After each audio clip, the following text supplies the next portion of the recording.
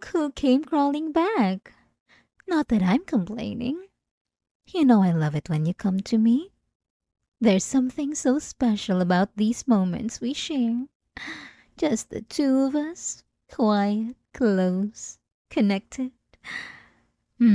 So be a dear and hit that subscribe button for me, darling. You know you'll be back anyway. Might as well make it official. Hey, it's me. I won't be coming over for that movie night we planned. Um, bye. Actually, you know what? Just before I hung up, fuck you. Don't bother calling me back. Don't bother going to the apartments or looking for me either. By the time you hear this, I'll be long fucking gone. Oh, and save your time trying to call me, because I'm ditching this number. I bet you will freak out when you hear this, just like you usually do. You will try calling the police and report me as missing. Or maybe phone my friends or my parents to check if they know where I went. Sadly, I don't have any person left that I regularly talk to. Thanks to you, of course. Just one of the many reasons why I'm doing this. Actually, since this is the last time that you will hear my voice, ever, I'll say it. I'll say all the fucking things I wanted to say for so long but never had the guts to. First of all, fuck you, asshole. Second, I never, ever want to see you, hear you, or even think about you. What you did to me was fucking torturous. I don't know how you can reason it over and over again and come to the conclusion that it has anything to do with love. 'Cause it sure as hell doesn't. You're a fucking psychopath. You are mentally deranged and have the innate talent to destroy everything that you touch. You destroyed my friendships. The last handful of people whose company I enjoyed were driven off by your incessant gaslighting and overbearing manipulations. You did it. You fucking did it. You somehow managed to burn the bridges with people I knew since kindergarten. Good fucking work, you nut job. I shouldn't be surprised either that I am not invited to any family meetups anymore. Ever since last Christmas, where you pulled that stunt in front of my cousins, you'd be a real fucking treasure trove for a shrink. I don't think I've ever met someone utterly fucked in the head like you. What kind of sane person would start a fight on Christmas Eve because someone made me the butt of a joke? We had to call the police because you were about to brawl. Or even worse, reach for the gun in our car. Oh, and don't even get me started on the things you told people. All the little rumors and lies you so carefully planted all around our social circle. Well, my social circle, 'cause I've never seen you pleasantly interact with another human being who didn't appear to be either drugs or in complete fear for their life. Just how? Just how? I am so curious, how could you do something so wicked? How you took my insecurities and magnified them. How you made me feel small, unwanted by the whole world, and hammered in my anxieties until I shook and stuttered. You are evil. You must be genuinely evil. Presumably the only pleasure, the only goal in your life is to fuck me over. You want me on my knees, bloodied, bruised, afraid, and begging for mercy. Begging you to save me from the hell that you created only so you can skewer my heart with your claws and rip it out. And I'm not having that anymore. I am I'm tired. I am tired of your bullshit games, of our life together, and of everything that has any semblance of you. For a short time I was angry, livid even. I wanted to catch you by surprise in the kitchen one evening and bash your head against the stove top until your brains covered all of the wall in the cupboards. You probably don't even remember this. The day I almost killed you just to get an ounce of freedom before they put me in jail. February 13th. I got home and looked at the note you left for me. Lengthwise, it was more like an excerpt from the Bible, with the same kind of batshit insane language and topics. But instead of God, you were talking about how much you miss me, even though we would see each other again when you got home from your therapist. And that fucking letter of yours made me snap. All the bullshit you say, the way you say it, trying to justify to make it seem as if destiny or karma or some other insane concept which justifies your abuse, it just and just made me want to kill you more. I couldn't think straight. So I went and cleaned the kitchen until it was squeaky clean, all while fantasizing about finally ending this nightmare. And when you finally came home and wrapped your arms around me, I was ready. I playfully hugged and carried you all the way to the kitchen, saying that I have a surprise for you. And when my back touched the stove, I felt that this would be your last moment on earth. But alas, it was you who killed me. Like innumerable times before, you lowered my defenses and crawled your way to my heart like some worm. You cried in my arms. Something your shrink said must have greatly upset you.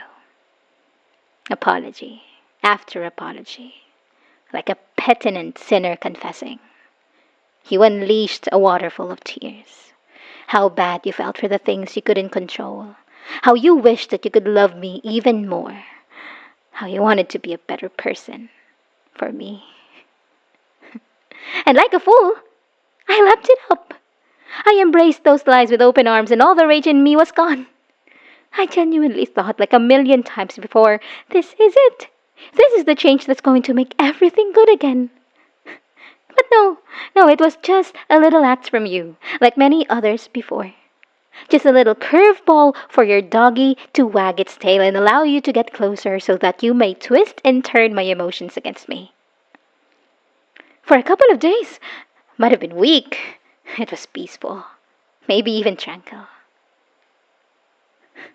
I would be lying if I said I was unhappy. And you knew that.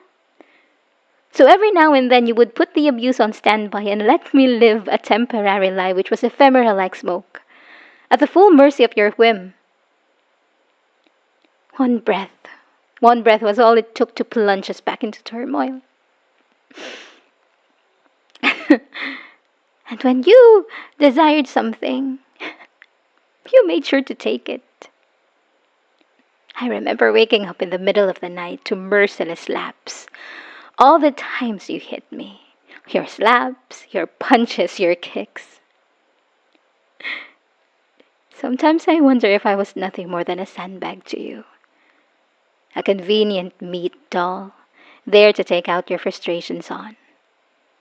All your fucked up outbursts when you'd take a knife from the counter and slash at me. All the times you tied me down and abused me until I was left crying, bleeding, pulp. And I stayed.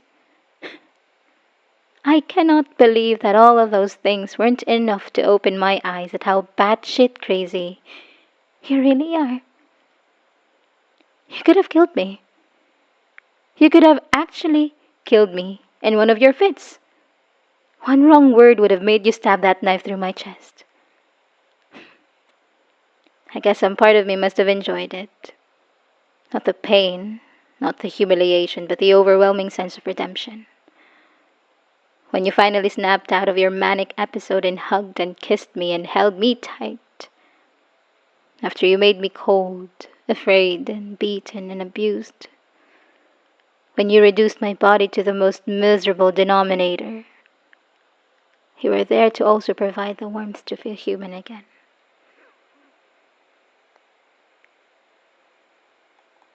You brainwashed me. All of that abuse followed by care. All that fear and anxiety when I was around you. Never knowing when you'd snap and kill me. I guess I must have developed Stockholm Syndrome because it took me years to finally have the courage to leave you. The third thing I want to say is love. I don't think that we had I don't think what we had was ever love. I I, I don't think you are even capable of loving. No matter how much you might scream my name, etch it in your own skin with a knife, or beat up people for looking at me. No, no, that was an obsession. A primal need in your fucked up brain, conjured up God knows why to give some sort of purpose to your miserable life. And as you slowly took over my entire social circle and learned everything there is about me, I also learned a few things about you. While you were busy being a parasite and digging your head into what was mine, I saw your dirty tail wagging behind. No matter how much you tried to hide the skeletons in your closet, eventually they all came to light. You have no friends. Nothing what a normal, sane, well adjusted person could call a friend, anyways. The most you have are acquaintances. And even those are either psychologists who look at you as a case study or equally deranged individuals who you conspire with. You have no family. Everybody is either dead or completely estranged. And honestly, I don't blame them. You've told me a million times about all the abuse you suffered, the orphanage, the bullying, the failed adoptions. And I wonder, were you maybe at fault? Could you have always been this sick, twisted, malicious person who drove away the people who tried to love you? And it pains me to think this, but after everything we've been through together, it seems like the most logical explanation. You also have no purpose. You wander aimlessly through life, jumping from one debased goal to the next, a slave to your own primal desires with no room for thought whether your actions are wrong or cause harm. You have no goals in life, no career, no outstanding scholarly achievements. Just a very long list of delusions and lies that you use to fill out your fictional happiness. That is what your love is, a delusion. I'm not special. I'm not smart, beautiful, charming, or anything that makes me stand out. I was just someone who was convenient. Someone who wasn't smart enough to notice your red flags, not wise enough to run when your true self started showing. Someone who could be the pincushion for your festering hate and imaginary concept of love. And the saddest fucking thing about us, about you, is that I genuinely loved you. By that I mean, not as in your twisted, corrupted, strangling love, but love that is pure and happy to just be. I fell for you. I fell for those eyes which could set my soul on fire with one look. For your touch which could freeze my spine, the way you savored every moment as if it was your last and your very essence. I was enamored by you. How you did things, how you carried yourself through life even though you've been through the gutter. How nothing was out of reach, how you worked tirelessly and with an insane zeal for things you desired. You were inspiring. I hoped that just by being in your presence, I would get the shred of your courage, a shred of your enthusiasm and passion. And I was honestly just happy being next to you. My love didn't need pain. It didn't need maniacal phone calls at 2 in the morning. It didn't need complete isolation from the rest of the world and a paranoid fear whenever you interacted with others. But that's gone now, and it will never come back.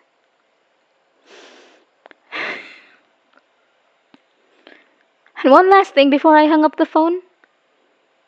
I know you talk so much about what you would do if I were to ever leave you. But I simply don't care anymore. I'm tired. I am so tired that whatever you plan to do won't be noticed.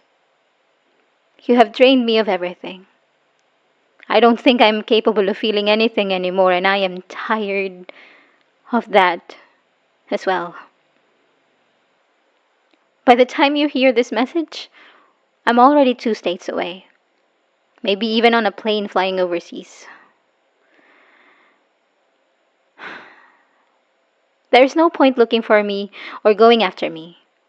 Not because I plan to disappear, but because I have nothing. Genuinely nothing. All my memories, all my feelings, all the happiness, sadness, fear, anxiety, anger, love, you already have them. I am just a husk, sleepwalking someplace where I can maybe, hopefully, become someone else. Because you took everything I was. And lastly, I just wish that an atom, a truly minuscule amount of sense, is able to pierce your thick skull and convince you to change your life. But I didn't have enough hope to stay, so I doubt leaving will make any difference. Goodbye forever.